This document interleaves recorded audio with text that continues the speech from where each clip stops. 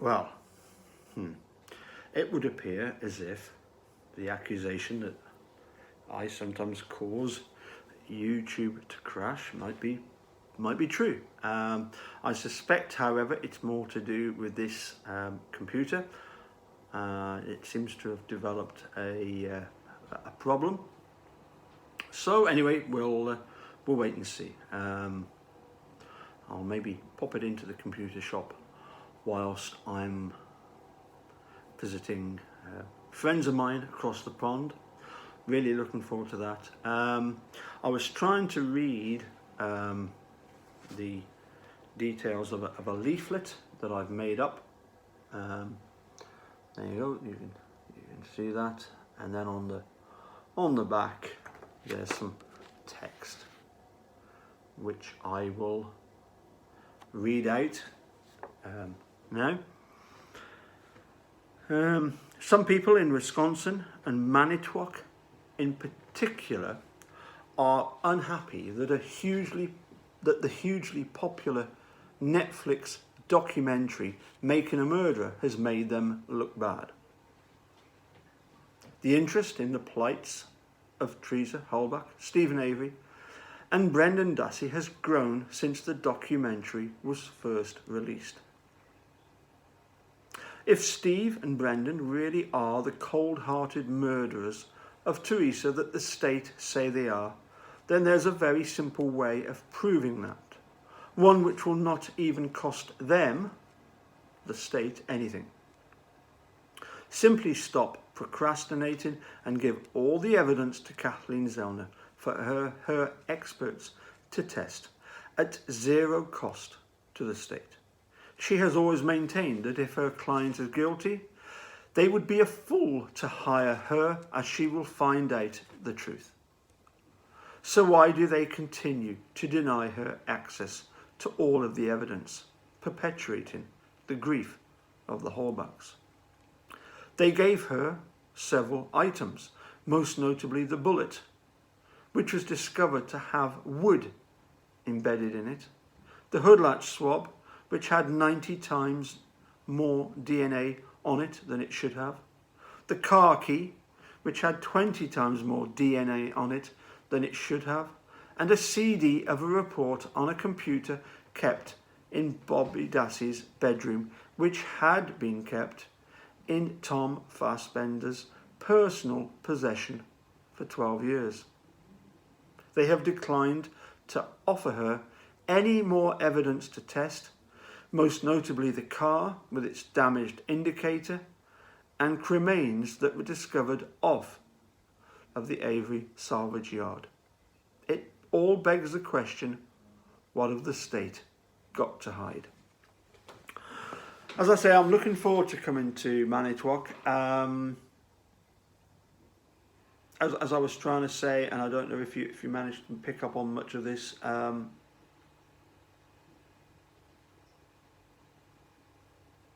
I've spoken to other people who have met, for example, Scott Taddick.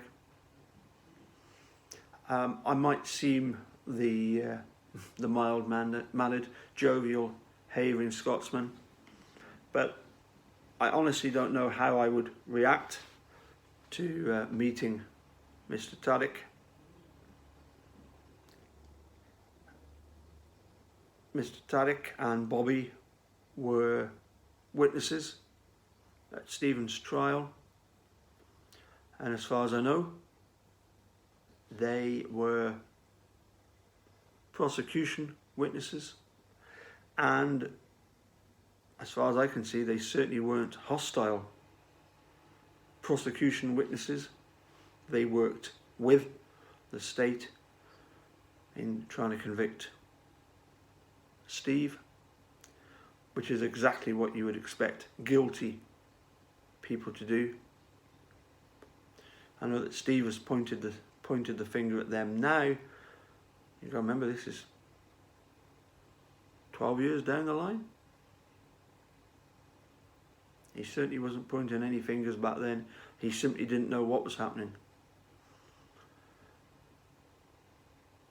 I was hoping to do a chat with Jane, she's had to go off and pick up her daughter who missed a train, so fine. We'll reschedule for a later date. And I hope the rally down in London goes well. I did ask her about the business cards that I sent her. I sent her a stack of cards for the handing out, and she's handed out a few of them, some of them at the Hammersmith show, and I think she's kept some for handing out at the rally that they're going to have in London. So that's good. Me, I've got a stack of leaflets. Yeah, loads of leaflets, which I'm looking forward to handing out to various individuals. I've got so much to tell you and so little time to do it. I sent an email to Kathleen Zellner's office. She's going to put a post on Twitter about the rally, sending a message to the supporters, which is going to be great.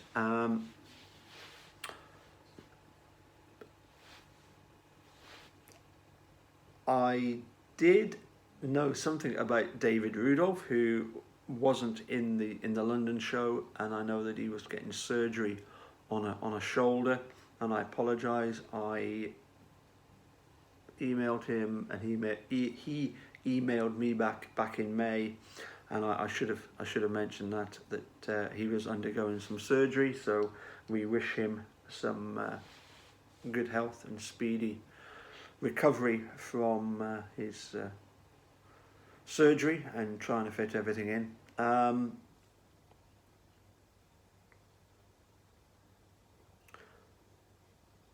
mean, I want to get back to this Scott Taddick thing, because he really does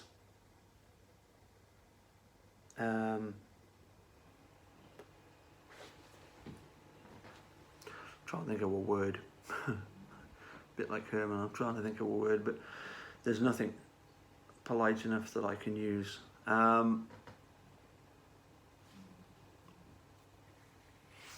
We know that he and Barb got married just before, at the end of 2006, just before Stephen Avery's trial in 2007. That has led to huge speculation that he did so in order that Barb can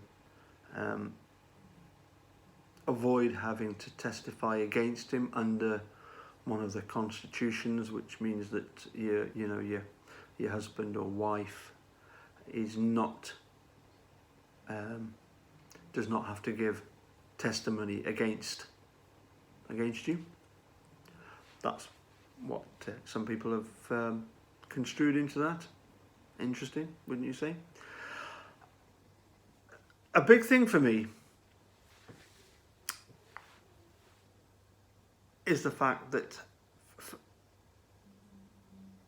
but for Making a Murderer coming out, we've got Scott Taddick shouting down the phone at Steve that he's ruined his life,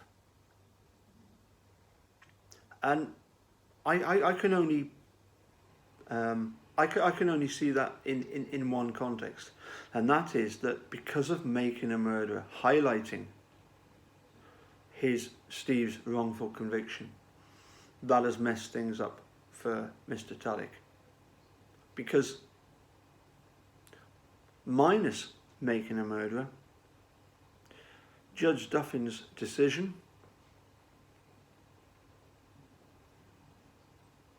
which was not long after, it was around about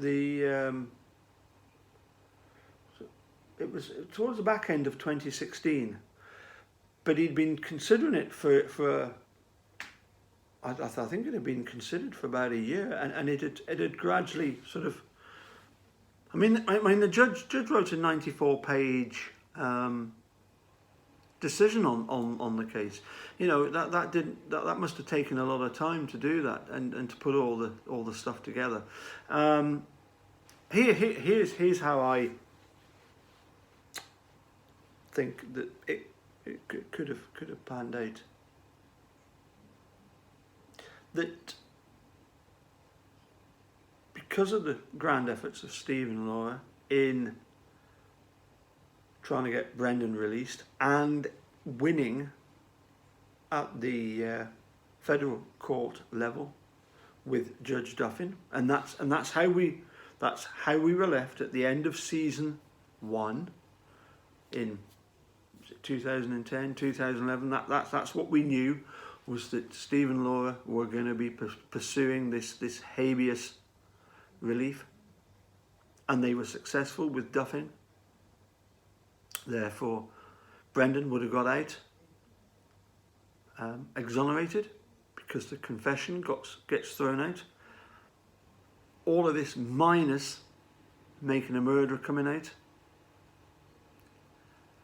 Yeah. Apparently, Scott Taddick has said to more than one person that when Brendan is out, he won't have to work again. Now, some people have suggested, oh well, that's actually meaning Brendan won't have to work again. He's 29 years old. He's going to want to do something. What do you mean it's going to be Brendan that doesn't need to work again? Of course he's going to work. You know, he's never enjoyed doing work other than in incarceration. So I don't buy that. I'm pretty sure that it's a case of Scott Taddick thought that he was going to have it made, because Brendan was going to get out, get a whole load of compensation, which was going to mean that he was going to have to work, because Brendan still, in some ways, the 16-year-old. Let's look at just simply want to go home, a bit like the Central Park 5, simply wants to go home. Anyway, I've got a lot more to say, so I'm gonna save that. And as I say, apologies for the video crashing twice. I don't know what the problem is, but anyway, we'll catch you again soon. I suspect that next time I post a video, it probably will be from the other side of the Atlantic. Catch you then. Bye for now.